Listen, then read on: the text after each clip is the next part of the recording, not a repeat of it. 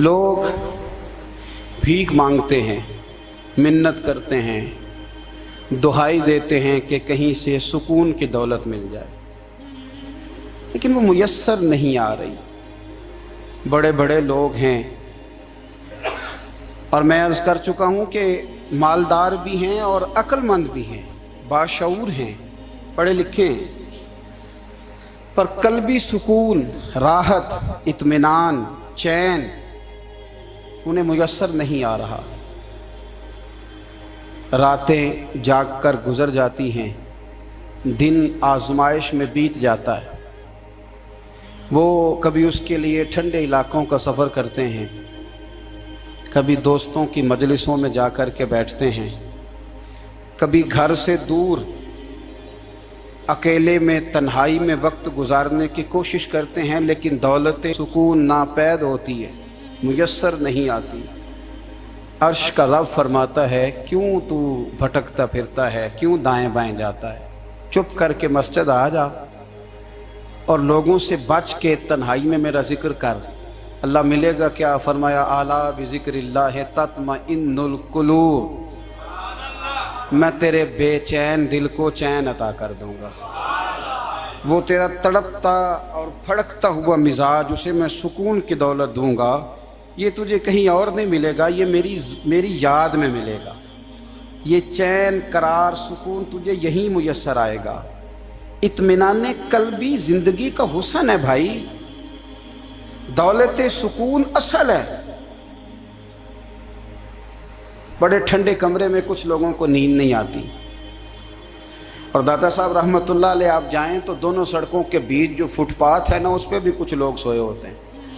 उधर से भी गाड़ियां गुजरती हैं, इधर से भी गाड़ियां गुजरती हैं, लेकिन बस नींद है ना, अल्लाह का फजल है, उसने दे दी है, आने वालों को आ गई है।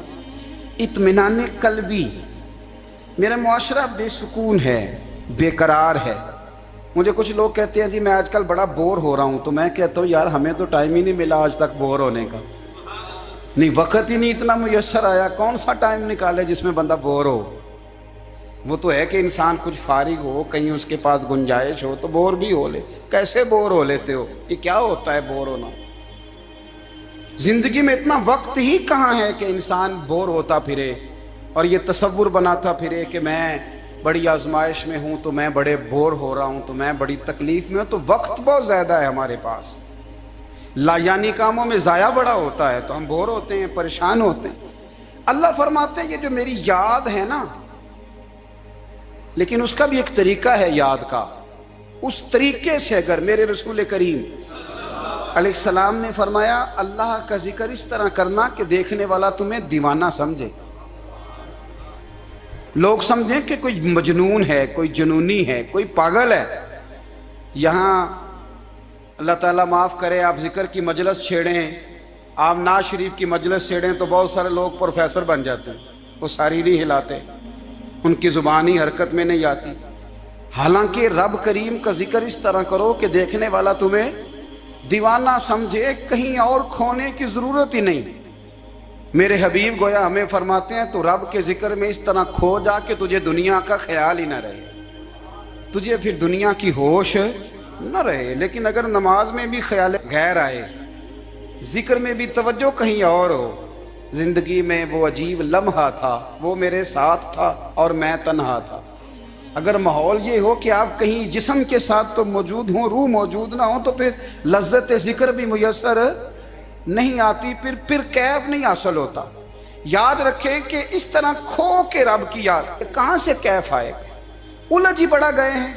वो मस्ती, वो सुरूर, वो कैफ जो अल्लाह के जिक्र में होता था, जो कभी मुर्शिद कामिल के सामने बैठकर लोग अल्लाहू अल्लाहू करते थे तो लगता ये था कि ये यहाँ है ही नहीं, ये तो कहीं और चले गए हैं, यहाँ मौजूद ही नहीं।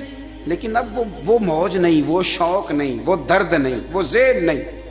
इकबाल तड़प के कहा करते थे, खिरत की गुत्थियां सुलझा चुका हूं, यार अब मुझे साहिबे जुनू कर दे, अल्लाह मेहरबानी फरमा, वो कैफियत दे, वो सुरूर दे।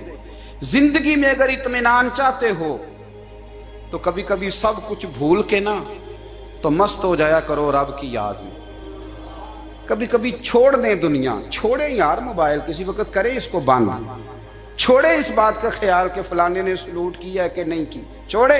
حضرت باجزید بستامی رحمت اللہ تعالیٰ علیہ فرماتے ہیں میں نے اعتکاف کبھی اپنی مسجد میں نہیں کیا، یہ کہ سارے ہی ہاتھ چومنے والے، سارے ہی پیار کرنے والے۔ فرماتے میں جب اعتکاف کرتا تھا تو میں بستان سے دور نکل جاتا تھا جہاں کوئی مجھے جاننے والا نہ ہو۔ اٹھ بلیا چل اوتھے وسیے جتھے وس دینی سارے ینے، نہ کوئی ساڈی ذات پچھانے تے نہ کوئی سانو مننے، چل ادھر چلیں۔ اٹھ بلیا چل اوتھے وسیے جتھے وس دینی سارے ہی انے، نہ کوئی ساڈی ذات پچھانے تے نہ کوئی سانو۔ اتنا شوق ہے سلوٹ کرانے کا، اتنا شوق ہے تعارف کرانے کا، اتنا شوق ہے اپنا بتانے کا، تو یہ چیز غلبہ کر جاتی ہے، پھر نام رہ جاتا ہے، روح نہیں رہتی، پھر وجود رہ جاتا ہے، پھر باطن کی کیفیت نہیں رہتی۔ خدا را اپنے آپ کو بے چین نہ کرو، بے قرار نہ کرو، بے سکون نہ کرو، رب کی یاد میں آ جاؤ، درود و سلام میں آ جاؤ، نعت کے حسن میں آؤ، تلاوت کی دنیا میں آؤ، سجدوں کے نور میں آؤ۔ آؤ کبھی کھول کے دل مسجد کی صفائیاں کریں، آؤ نہ کبھی کوئی بوڑھا، دادی، نانی، دادا ان کے پاس بیٹھ کے پیر دبا کے اللہ کو راضی کرے۔ یہ کیف والی جگہ ہیں، یہ سرور والی جگہ۔ اتنی بے چین ہماری زندگی ہے، بے قرار ہے، تڑپتے ہوئے لوگ، لڑتے ہوئے لوگ، ایسے لگتا ہے ابھی ایک دوسرے کا گریبان تھام لیں گے، بے قرار، بے چین۔ کسی کو انتظار کا کہا جائے نا کہ 10-20 منٹ کسی کا انتظار کرو، تو بعض لوگ مجھے ایسے لگتا ہے جیسے یہ ان کا کلیجہ پھٹ جائے گا، ڈاکٹر کے انتظار میں بیٹھے ہیں تو بڑے پریشان ہیں۔ کسی کو ملنے گئے ہیں کو آدھا گھنٹہ بیٹھنا پڑ گیا تو بڑی دقت میں ہیں۔ اپنے آپ کو سکون دیں۔ آپ یقین کریں بڑا مزہ آتا ہے، کبھی کسی کا انتظار کرنا پڑے تو 2-4 تسبیح درود شریف پڑھی جاتی ہے، یعنی ذوق بن جاتا ہے کہ چلو اللہ نے موقع دیا ہے، کوئی سرکار کو یاد کر لیں، تنہائی مل گئی۔ ہمارا مزاج جس سختی کا شکار ہے، وہ سختی آہستہ آہستہ ہمیں زیادہ آزمائش میں ڈال دے۔ تو میرے بھائی زندگی میں اطمینان حسن ہے، اور وہ سب سے زیادہ اللہ کی یاد میں ملتا ہے، وہ سب سے زیادہ رب کریم کے ذکر میں۔ سب سے زیادہ جو چاہتا ہے نا دل ٹھنڈا رہے، زبان میٹھی رہے، وہ مدینے والے محبوب پہ درود و سلام پڑھا کرے، وہ حضور پہ درود و سلام پڑھا کرے، زبان میٹھی رہے گی۔ میرا ذاتی تجربہ ہے کہ جو آدمی اپنے اخلاق سنوارنا چاہے وہ حضور پہ درود شریف پڑھے، جو اپنے اخلاق سنوارنا چاہے، طبیعت کو ٹھنڈا رکھنا چاہے، وہ درود شریف پڑھے، اس کا دل سکون میں آئے گا۔ کچھ کام اور ہیں زندگی میں اطمینان کے لیے، ان کا ہونا بھی بڑا ضروری ہے۔ سب سے پہلے اگر آپ چاہتے ہیں نا زندگی میں سکون ہو تو حقیقتوں کا سامنا کرنا سیکھیں، آپ جو ہیں وہ رہنا سیکھیں، جو آپ نہیں ہیں وہ بننے کی کوشش نہ کریں۔ حقیقت کا سامنا کرو گے تو زندگی اطمینان میں آ جائے گی۔ ہم نے نا بہانے بنا لیے ہیں، ہیلے بنا لیے، جھوٹ کے سہارے اپنے آپ کو اونچا کر لیا۔ ایک آدمی سے کہا جاتا ہے تو رشوت نہ لے، تو کہتا ہے میں غریبوں سے نہیں لیتا۔ تو میرا سوال یہ ہے کہ امیروں کا حساب لینے کی اللہ نے تیری ڈیوٹی لگائی ہے، تیرے ذمہ لگایا ہے کہ تو امیروں کا حساب کر، تمہیں کیا ضرورت پڑی ہے؟ ہم نا بہانہ کرتے ہیں، رشوت لینے والے کا الگ بہانہ ہے اور سفارش والے کا الگ بہانہ ہے۔ حقیقت کا سامنا کریں، حقیقت کا۔ جو میرے ذمہ داریاں ہیں وہ میں نے پوری کر لی، جو آپ کی ذمہ داریاں ہیں وہ آپ جان نہ چھڑائیں، حقیقت پسند بنیں۔ میرے رسول کریم، پھر پڑھیے درود شریف صلی اللہ تعالی علیہ وسلم۔ حضور صلی اللہ علیہ وسلم نے فرمایا کہ میری بیٹی سیدہ فاطمہ الزہرا رضی اللہ تعالی عنہا صرف جنتی نہیں، جنتی عورتوں کی سردار ہے۔ لیکن حضور نے یہ بھی فرمایا کہ فاطمہ یہ خیال رکھنا اگر اللہ نے حساب پوچھا تو حساب تم نے خود دینا ہے۔ حقیقت کی طرف توجہ کرائی حضور نے، وہ صرف جنتی نہیں، جنتی عورتوں کی سردار ہیں، پر حقیقت کی جانب توجہ۔ میں حقیقت یہ ہے کہ اگر مالک نے حساب پوچھا تو اس کی تیاری بھی کرنی ہے۔ دیکھیں نا ہمیں کچھ یقین نہیں، اللہ معاف کرے کہ ہمارا حساب کیسا ہوگا، لیکن کتنے آزاد ہیں۔ یعنی بڑی دلیری سے بندے کہتے ہیں فجر نہیں پڑھتا جی، 3 پڑھتا ہوں جی، شاہ رہ جاتی ہے جی، کپڑے صاحب، بڑی دلیری سے۔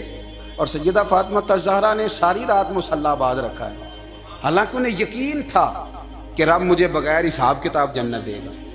حقیقت کا سامنا کریں، جو حقوق آپ کے ہیں وہ آپ نے ادا کرنا ہے۔ جو ذمہ داریاں ہیں وہ ذمہ داریاں ہیں. دیکھیں نا حضرت موسیٰ کلیم اللہ علیہ السلام کے پاس اسرائیل روح نکالنے آئے تو حضرت موسیٰ نے تھپڑ مارا، آنکھ نکال دی. واپس گئے، اللہ انہوں نے تو جلال فرمایا ہے، کہا موسیٰ علیہ السلام سے کہیے بیل کی پشت پر ہاتھ رکھیں، جتنے بال ان کے دستے مبارک کے نیچے آئیں گے اتنے 1000 سال ان کی عمر بڑھا دی جائے گی. یعنی میرے کان میں کوئی بتا دے کہ جناب 60 سال بڑھ گئی، یا آپ کے کان میں کوئی کہہ دے تو خوشی ہوتی ہے کہ نہیں؟ لیکن یہ حقیقت پسندی نہیں، اس لیے کہ 60 بھی گزر جائیں گے، 70 بھی، یہ حقیقت نہیں. حضرت موسیٰ کلیم، چلے میں مثال دیتا ہوں، سمجھ لے 10 بال، حالانکہ بہت زیادہ آتے ہوں گے، 10 بال اگر حضرت موسیٰ کے ہاتھ کے نیچے آئے تو 10,000 سال تو عمر بڑھ گئی نا. 10 یعنی 10 سال نہیں، 10 100 نہیں، 10 بہت زیادہ تھی نا. حضرت موسیٰ کلیم اللہ علیہ السلام سے آ کے عرض کیا گیا حضور بیل کی پشت پر ہاتھ رکھیں، جتنے آپ کے ہاتھ کے نیچے بال آئیں گے اتنے 1000 سال عمر بڑھ جائے گی. تو حضرت موسیٰ نے حقیقت پسندی والی بات کی، فرمایا پھر کیا ہوگا؟ 10,000 سال کے بعد پھر کیا ہوگا؟ کہا حضور جانا تو پھر بھی ہے. فرمایا پھر ابھی چلتے ہیں. اگر جانا ہے نا، جانا ہے تو پھر، اگر جانا ہے تو پھر ابھی. اور سجنوں اگر نماز پڑھنی ہے تو ابھی کیوں نہیں؟ اگر داڑھی رکھنی ہے تو پھر رمضان کا انتظار کیوں کریں؟ ابھی کیوں نہیں؟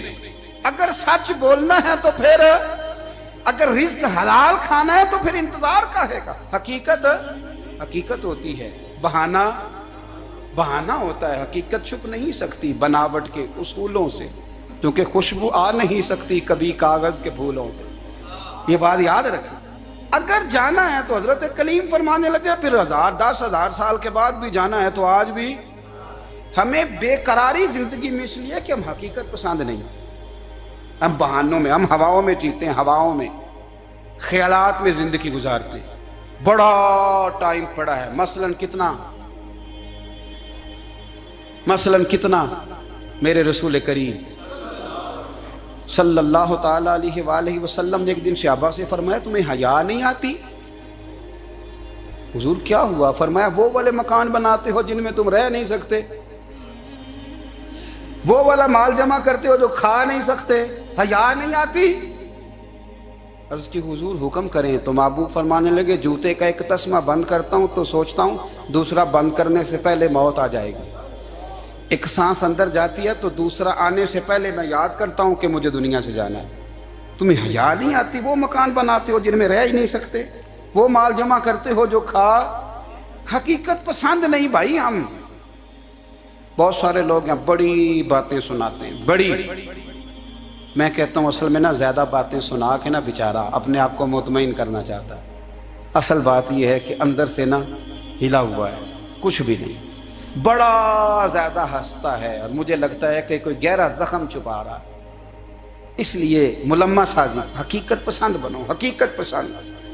یاد رکھنا من ترک صلاۃ متعمدا فقد کفر. میرے رسول نے حقیقت بیان کی، فرمایا جس نے ایک نماز بھی جان بوجھ کے چھوڑی اس نے رب کے رب ہونے کا انکار کیا، اس نے کفران نعمت کیا. یہ حقیقت ہے، کوئی کلیریفیکیشن نہیں، کوئی وضاحت نہیں. جو نماز نہیں پڑھتا جھوٹ بولتا ہے، غلط بیانی کرتا ہے. جو شخص رزق حرام کما کے کہتا ہے کہ اس کے بغیر گزارا نہیں چلتا وہ جھوٹ بولتا ہے. اس لیے کہ رب فرماتا ہے جب تجھے پیدا کیا ہے تو تیرا رزق میرے ذمہ ہے. اللہ فرماتا ہے کہ لا یکلف اللہ نفسا الا وسعہا، میں کسی پر وہ بوجھ نہیں ڈالتا جو اٹھا نہ سکے. نماز فرض کیا اس کا مطلب ہے ہم پڑھنے کے قابل ہیں. اس نے ہمارے ذمہ داریاں لگائی ہیں تو مطلب یہ ہے کہ ہم ذمہ داریاں ادا کرنے کے قابل ہیں، ورنہ وہ کہتا ہے میں وہ بوجھ ڈالتا ہی نہیں جو تجھ سے اٹھایا نہ جائے. اگر چاہتے ہو کہ زندگی میں اطمینان ملے تو خدا را حقیقت پسندوں والی زندگی گزارو. یہ فضاؤں میں زندہ رہنا، ہواؤں میں، اللہ بڑا معاف کرنے والا ہے، اللہ بڑا کریم ہے، معاف کر دے گا. تو بھئی یہ بات صحابہ کو بھی پتا تھی، یہ اہل بیت کو بھی خبر تھی، تو وہ تو ایک ایک بات کا لحاظ کرتے تھے. یہ غوث اعظم کو بھی پتا تھی، یہ ان کے والد کو بھی پتا تھی جنہوں نے کسی کا ایک سیب کھا لیا تھا تو 12 سال اس کے گھر میں نوکری کرتے رہے. انہیں نہیں پتا تھا اللہ بڑا کریم ہے، معاف کر دے گا، ایک سیب ہی ہے نا. تو حقیقت پسندی آپ کو سکون دے گی. اور اگر آپ نے اپنے آپ کو غیر مطمئن کیا ہوا ہے، بات کچھ اور ہے، اور آپ نے اپنے آپ کو ڈال کسی اور طرف لیا ہے، تو پھر آپ کو سکون مل سکتا؟ سکون حقیقت پسندی میں، اصل میں سکون ہوتا ہے، اداکاری میں سکون نہیں ہوتا۔ تیسری بات سنیں، اگر آپ چاہتے ہیں زندگی میں مطمئن رہیں تو دنیا داروں سے امیدیں توڑ دیں، اللہ اور اس کے رسول سے امید وابستہ کریں، اولیاء اللہ سے امیدیں وابستہ کریں، صحابہ اور اہل بیت سے امیدیں، اللہ اور اللہ والوں سے امیدیں، دنیا داروں سے امیدیں۔ آپ کو پتہ ہے دنیا دار کی تباہی کب ہوتی ہے؟ جب انہیں خوش آمدی مل جاتا ہے۔ چودھری کا بیڑا اس وقت غرق ہوتا ہے جب اسے چودھری کہنے والے زیادہ ہو جاتے ہیں۔ سیٹھ صاحب اور نواب صاحب بیچارے تباہ تب ہوتے ہیں بھولے پن میں، جب ان کے دائیں بائیں ریلا ہوتا ہے سیٹھ صاحب کہنے کا، لوگ انہیں کھانا چاہتے ہیں، پیار ان کا نہیں ہوتا، ان کی جیب کا ہوتا ہے، محبت ان سے نہیں ہوتی، ان کی کرسی سے ہوتی ہے، ضروریات کا پیار ہوتا ہے، تباہ کر دیا جاتا ہے۔ ہماری ساری توقعات دنیا داروں سے وابستہ ہو گئی ہیں، ناراض نہ ہونا۔ پیروں نے، مولویوں نے، درویشوں نے، انہوں نے بھی سیٹھ رکھے ہوئے جلسوں کی صدارت کرانے کے لیے، یعنی مذہبی جلسہ ہے، اس میں بہت زبردست پڑھے لکھے صاحب تقوی عالم کا خطاب ہے، اور کی صدارت وہ بندہ کر رہا ہے جس نے عشاء کی نماز بھی نہیں پڑھی، وہ بندہ صدارت کر رہا ہے۔ کیوں؟ اس لیے کہ اس نے ₹1,00,000 دیا ہے محفل میں۔ خدا را دنیا داروں سے امیدیں چھوڑ دیں، ورنہ آپ کمزور پڑ جائیں گے، آپ کی امیدیں ٹوٹیں گی۔ کتنا کمزور ہے وہ شخص جو 2-4 ہزار کے لیے کسی بندے کی چاپلوسی کرتا ہے، اس کے پیچھے بھاگتا ہے، خوش آمدیں کرتا ہے تھوڑے سے نوٹوں کے لیے، دکھ سکھ میں کام آئے گا اس کام کے لیے۔ میرے رسول کریم علیہ السلام نے فرمایا، جس نے بندوں کو راضی کرتے کرتے رب کو ناراض کر دیا، اس کی دنیا بھی گئی اور آخرت بھی گئی۔ اور فرمایا جس نے بندوں کی پرواہ نہیں کی، اللہ کو راضی کیا، فرمایا اگر رب راضی ہو گیا تو لوگوں کے دلوں میں بھی محبت پیدا فرما دے گا۔ کیا ضرورت ہے خوش آمد کرنا دنیا داروں کی، سیٹوں کی، نوابوں کی، چاپلو۔ اور میں آپ کو ایک بات بتاؤں، ہوتا پتہ کیا ہے؟ یہ جو حب جا اور حب با ہوتی ہے نا، اس سے پیٹ نہیں بھرتا۔ آپ کو اگر خوش آمد کرنی ہے تو پھر آپ کو ساری زندگی کرنی ہے۔ پھر ان کو بھی پتہ ہوتا ہے کہ تعلق کس بنیاد پر ہے، اس میں کبھی بھی خلوص پیدا نہیں ہوتا۔ آپ بے چین رہتے ہیں، بے قرار رہتے ہیں، آپ کو تکلیف رہتی ہے ہمیشہ۔ کبھی بھی دنیا داروں سے امیدیں وابستہ نہ کریں۔ ایک بات سنیں بڑی شاندار، امام غزالی نے لکھی ہے۔ امام غزالی فرماتے ہیں کہ ہارون رشید نا حج کر کے واپس آیا بغداد میں، تو کونے میں حضرت بہلول دانا بیٹھے تھے، رش بہت تھا، مجمع بڑا تھا۔ حضرت بہلول دانا بھی سڑک کے کنارے بیٹھے تھے، تو سپاہی کہنے لگے یہاں سے اٹھ جاؤ، فرمانے لگے ہارون رشید کی زمین نہیں، زمین میرے رب کی ہے، میں کیوں اٹھوں؟ وہ قریب سے گزرا تو سلام لی، تو آپ نے اس کا پروٹوکول دیکھا تو فرمانے لگے ہارون رشید تجھ سے تگڑے تگڑے موٹے موٹے پروٹوکول میں نے لوگوں کے دیکھے ہیں، اور یہ جو تیرے دائیں بائیں آج تیرے نعرے لگا رہے ہیں، یہ پہلے ان لوگوں کے نعرے لگایا کرتے تھے، اور تھوڑا وقت گزرنے دے، جو تیرے بعد آئے گا نا، یہ سارے پھر ان کے نعرے بھی لگائیں گے۔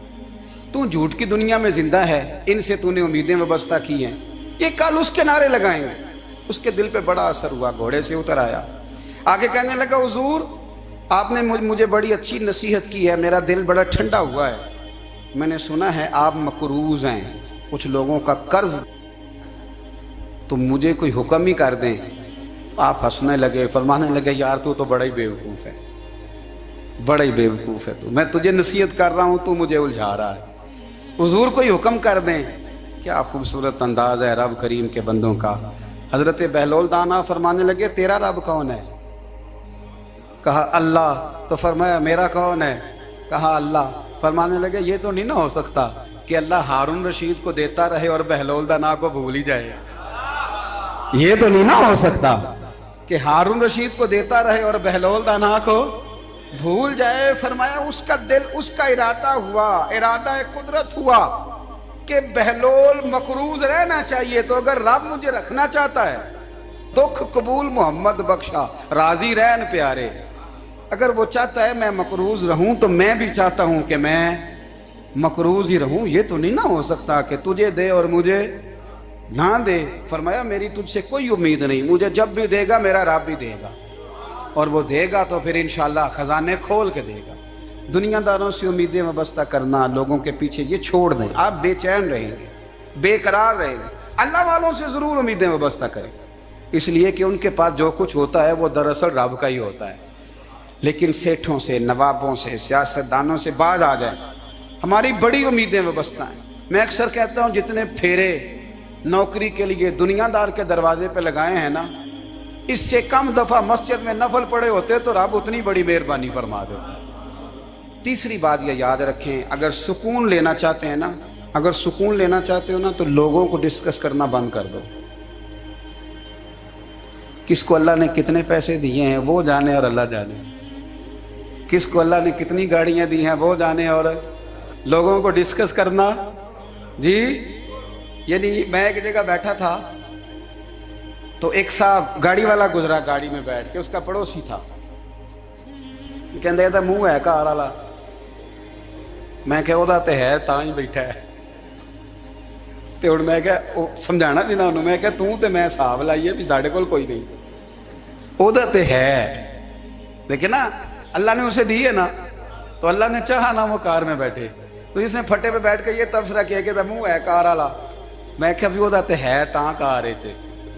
اب مجھے اور تجھے اندازہ لگانا چاہیے کہ ہم کیا یہ بحث ہے، یعنی اللہ کو چاہیے تھا معاذ اللہ کے پہلے تجھ سے پوچھتا کہ اسے کار دینی ہے کہ نہیں، کیا مطلب فضول بحث ہے۔ وہ چیز ہمیں اتنا تنگ کرتی ہے، اتنی تکلیف دیتی ہے کہ آپ یقین کریں سارا دن اسی کو ڈسکس کرتے ہیں، سارا دن۔ اس کے پاس گاڑی ہے، اس کے پاس کار ہے، فلانے کا پیسہ 1 نمبر ہے، فلانے کا 2 نمبر ہے، فلانے کا 6 نمبر ہے، اصل بات کے اندر حسد ہے، اس کو نکالو۔ ایک بات کہنے لگا ہوں، اسے یاد رکھنا، میرے اعلیٰ حضرت رحمۃ اللہ علیہ فرمایا کرتے، حسد کرنے والا بندوں پر اعتراض نہیں کرتا، اللہ پر اعتراض کرتا۔ وہ کہتا ہے اللہ اسے کیوں دیا ہے، اتنا کیوں دیا ہے، معاذ اللہ وہ اللہ کی تقسیم پر اعتراض کرتا۔ حسد کرتے ہو بے چین رہو گے، حسد آپ کے دل کو تڑپا کے رکھ دے گا، چھوڑے۔ اللہ بڑا کریم ہے، جس کو جہاں چاہتا ہے وہاں بٹھا دیتا ہے۔ آپ قطعاً اس بحث میں نہ پڑیں کہ اللہ نے کس کو کتنا دیا ہے، کب دیا ہے، کیوں دیا ہے، وہ بڑا بے نیاز ہے۔ حسد آپ کو تباہ کرے گا۔ دنیا میں پہلا گناہ جو ہوا تھا وہ حسد تھا۔ ابلیس نے حضرت آدم سے حسد کیا، کہنے لگا میں بہتر ہوں، سرداری اس کو مل رہی ہے، یہ تو اللہ کو پتہ ہے نا کس کو دینی ہے۔ اور دنیا میں پہلا قتل حسد کی وجہ سے ہوا، حابیل قابیل کے درمیان حسد کا معاملہ تھا۔ خاتون کا نکاح اس سے کیوں ہو رہا ہے، مجھ سے ہونا چاہیے۔ حسد تباہی کرتا۔ آپ یقین کریں، یعنی دکاندار کے سامنے دوسری دکان پڑتی ہے اور پریشان ہو جاتا ہے، وہ کہتا ہے میرا کیا بنے گا، لا حول ولا قوت الا باللہ العلی العظیم، یعنی تیرا کیا خیال ہے کہ تیرے حصے کی روٹی وہ کھا جائے گا، اتنا چھوٹا دل، یعنی تیرا موقف یہ ہے کہ تیرے حصے کا نصیب اس تک چلا جائے گا، یہ تیری خواہش ہے۔ ایک دوسرے کی کمزوریاں بیان کرنا، اس کا تو مال ہی ناقص ہے جی، اس کے تو پاس ہی کچھ نہیں، یہ تو کمزور لوگوں کا طریقہ ہے۔ میرے رسول کریم علیہ السلام گزر رہے تھے، پت جھڑ کا موسم تھا، خزاں کا موسم تھا، درختوں کے پتے جھڑ رہے تھے، صحابہ کو ساتھ لے کے حضور گزرے اور ایک درخت کی ٹہنی کو پکڑ کے حضور نے ہلایا۔ صحابہ فرماتے ہیں کہ چھم چھم اس کے پتے گرے، زمین پر ڈھیر لگ گیا۔ حضور نے فرمایا دیکھا تم نے کیا ہوا؟ حضور ہاں۔ فرمایا کتنی تیزی سے پتے جھڑے ہیں، صرف تنا رہ گیا ہے اور خالی ٹہنیاں رہ گئی ہیں، کوئی حسن بچا ہے؟ حضور نہیں۔ تو نبی کریم فرمانے لگے جو حسد کرتا ہے نا اس کی نیکیاں بھی اسی طرح جھڑ جاتی ہیں، اسی طرح۔ اور ایک جگہ حضور فرمانے لگے جس طرح راکھ لکڑی کو آگ کھا جاتی ہے، جس طرح لکڑی کو آگ، جب آگ کھا جائے تو پھر لکڑی کو لکڑی نہیں کہا جاتا، راکھ کہا جاتا ہے، کوئلہ کہا جاتا ہے، اس کی اصل باقی یعنی اسے کھائی جاتی ہے۔ تو حضور علیہ السلام فرمانے لگے جس طرح آگ لکڑی کو کھا جاتی ہے، فرمایا اسی طرح حسد نیکیوں کو کھا جاتا ہے، نیکیاں رہتی نہیں۔ حسد کرنے والے کے پاس نیکیاں یعنی ان کی اصل شکل موجود، کبھی بھی حسد نہیں کریں۔ اللہ کی تقسیم ہے، جس کو چاہے جب چاہے جتنا چاہے عطا کرے۔ اور چوتھی بات میرے بھائی، کبھی بھی بغض نہ پیدا کریں. بغض والے لوگ بے سکون رہتے ہیں. بہت ساری کمزوریاں ہمارے اندر ہوتی ہیں نا، پھر اللہ ہماری روزی تو نہیں نہ بند فرماتا. یہ تو نہیں کہتا کہ زمین سے نکل جاؤ. اگر یہی والا معاملہ ہو جو ہمارا ہے کہ شادی پہ اس نے میرے ساتھ برا سلوک کیا تھا، اب ساری زندگی بغض رکھنا ہے. اگر یہی معاملہ فرشتے اللہ کی بارگاہ میں کہیں کہ یا اللہ اس نے فلانے دن شراب پی تھی، اب اس کو زمین میں نہیں رہنے دینا، نظام زندگی چلے گا. تو اگر اللہ ہمیں معاف کرتا ہے تو ہم بندوں کو معاف کیوں نہیں کرتے؟ آپ یقین کریں، اتنی لمبی عداوتیں، اتنا لمبا حسد، اتنا لمبا بغض، اتنا لمبا. حدیث میں نے پڑھی، میں حیران رہ گیا. میرے نبی کریم علیہ الصلوۃ والسلام نے فرمایا اپنی بیوی سے کبھی بغض نہ رکھنا. اگر اس کی ایک بات ناپسند ہو تو اسے چھوڑ کے وہ بات دیکھو جو تمہیں پسند ہے. میں اس حدیث کو پڑھ کے سوچنے لگا کہ کیا بیوی کا بھی بغض رکھتے ہیں لوگ؟ اب حضور نے کہا ہے تو اس کا مطلب ہے لوگ بیوی کا بغض بھی رکھتے ہیں. اب اس پر استدلال کر کے مجھے کہنا پڑے گا کہ سسرال والوں کا بغض بھی رکھتے ہیں. کہنا پڑے گا کہ بھائی کے سسرال والوں سے بھی بغض رکھتے. اس حدیث کی روشنی میں سمجھا کہ لوگ بھابھی کا بغض بھی رکھتے ہیں. بغض، ورنہ عادتیں تو ہماری بھی کئی بری ہوتی ہیں. اگر عادات ایک وجہ بنے اختلاف کی تو عادتیں تو ہماری بھی کئی بری ہیں، لیکن ہم اپنی بری عادتوں سمیت اپنے آپ سے پیار کرتے ہیں، اور سامنے والے کی ایک بھی عادت بری ہو تو اس سے بغض رکھتے ہیں. بغض نہ پیدا کریں. میرے نبی پاک علیہ الصلوۃ والسلام نے فرمایا کچھ چیزیں تمہارے دین کو مونڈ ڈالیں گی، تباہ کر دیں گی، کاٹ دیں گی. حضور کون سی؟ فرمایا حسد، تکبر اور بغض. یہ تمہارے دین کو تباہ کر دیں. ہم بے چین اس لیے ہیں کہ ہم نے بہت سارے لوگوں کا بغض پالا ہوا ہے، اور ہر فیلڈ میں سیاستدان نے سیاستدان کا، ذاتیات پر اتر کے بات کرتے ہیں، معزز ترین لوگ، تاجر نے تاجر کا، اللہ ماشاءاللہ بعض جگہ پہ اہل علم بھی ایک دوسرے سے عداوت رکھتے ہیں. خدا را دل رب کریم کے آنے کا ٹھکانہ ہے. یہ صاف ہوگا تو اس میں رب رسول کے جلوے ہوں گے. اگر اس میں عداوت ہو، اس میں بغض ہو، اس میں کینہ ہو، نفاق ہو، سنیں میرے رسول کریم حضرت ابوبکر صدیق رضی اللہ تعالیٰ عنہ کہتے ہیں میں رو ہی پڑا. مکہ فتح ہوا نا تو اکرمہ بن ابو جہل نے پیغام بھیجا کہ میں نا کلمہ پڑھنے کے لیے آ رہا ہوں. بات لمبی ہے، میں موضوع پہ رہنا چاہتا ہوں. کہتے ہیں جب وہ آنے لگا نا تو نبی پاک نے ہم سب کو بلایا. ہم حاضر خدمت ہوئے تو حضور فرمانے لگے کہ اس کے باپ نے نا بڑا ظلم کیا ہے ہمارے ساتھ، ابو جہل نے بڑا ستایا ہے، بڑی تکلیف دی ہے. آپ مجھے بتلائیں کہ وہ ایک دفعہ کسی شادی پہ بحث ہوتی ہے بیوی کے بھائی کے ساتھ، پھر ساری زندگی اس بیچارے کو معافی. وہ 10 دفعہ گھر آتا ہے معافی مانگنے پر سوال ہی نہیں پیدا ہوتا. میں ہو مجھے ہی کہہ دیا، یعنی پھر میں مجھے ہی کہہ دیا آپ نے، اور میری شان میں بے ادبی، اور پھر میں معاف کر دوں؟ توبہ توبہ توبہ، یہ کیسے ہو سکتا ہے؟ میری ناک نیچی ہو جائے گی. اور آپ نے مجھے کہہ دیا، سوال ہی نہیں پیدا ہوتا. اور یہ رونا میں اکثر ہوتا ہوں کہ شادی والے دن داماد صاحب کا زیادہ دماغ خراب ہوتا ہے. جب چھوٹی سالی کی شادی ہوتی ہے نا، اس دن اس کو بخار چڑھتا ہے، کوئی اس کو کان میں کہتا ہے تیری عزت نہیں کر دے. اس دن اس کا دماغ خراب ہو جاتا ہے، بچے اٹھا کے نکل آتا ہے. وہ بیچارہ سسر منتیں کر رہا ہوتا ہے کہ تیری مہربانی آ جا، یہ عزت کرا رہا ہے. تو میں نے کہا احتجاج کر کے جو عزت کرائی جاتی ہے وہ عزت نہیں ہوتی.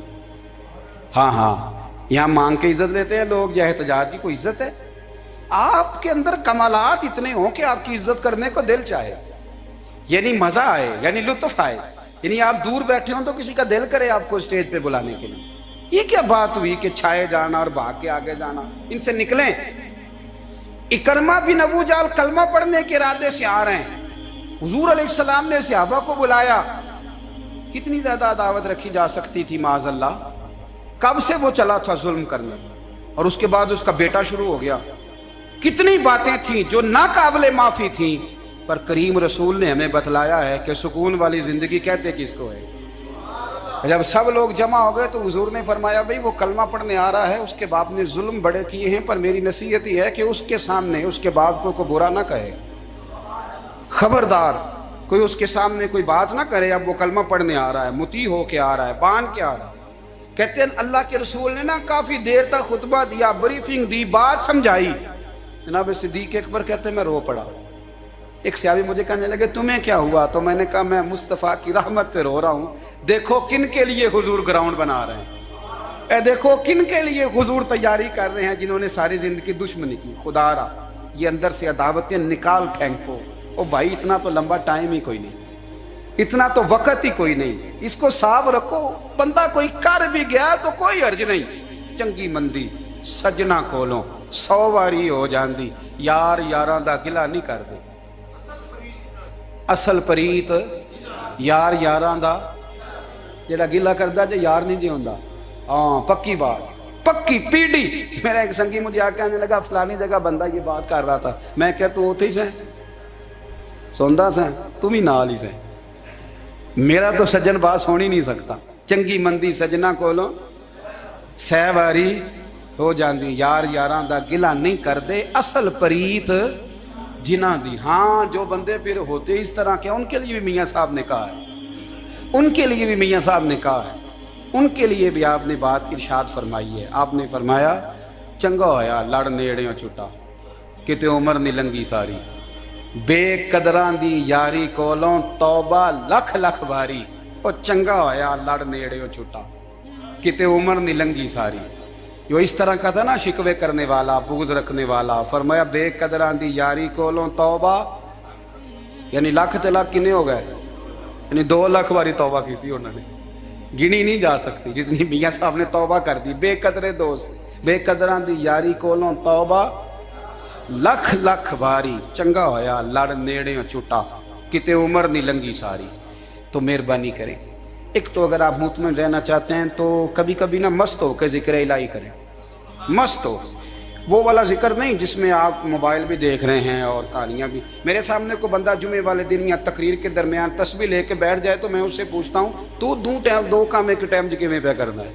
میری بھی بات سن رہے ہو، تسبیح پڑھی تو ممکن ہی نہیں، تسبیح تو تسبیح ہے، جب وہ ہوگی تو پھر کوئی اور کام سوال ہی نہیں پیدا ہو۔ ایک تو ذکر کریں محو ہو، دوسری بات حقیقت کا سامنا کریں۔ آپ اگر مطمئن رہنا چاہتے ہیں تو حقیقت پسند بنیں۔ تیسری بات حسد چھوڑ دیں، دوسروں کو ڈسکس کرنا چھوڑ دیں، آپ یہ دیکھیں کہ اللہ نے مجھے کیا کچھ دیا، اس پہ راضی رہیں۔ اور چوتھی بات عداوت چھوڑ دیں، سینے میں کینہ چھوڑ دیں، آپ کی زندگی مطمئن ہو جائے گی، آپ خوشحال رہیں گے۔ وہ جو آپ لفظ کہتے ہیں نا کہ میں بور ہوں، میں پریشان ہوں، اس سے آپ نکل آئیں گے۔ اللہ ہمیں محبوب کی غلامی میں زندہ رکھے، غلامی میں موت۔ ماشاءاللہ، جزاک اللہ۔ یہ تھے پیر محمد اجمل رضا قادری صاحب جو خوبصورت بیان فرما رہے تھے۔ اللہ پاک ان کے علم میں، عمل میں برکت عطا فرمائے، اور اللہ پاک ہمیں اس پر عمل کرنے کی توفیق عطا فرمائے، آمین۔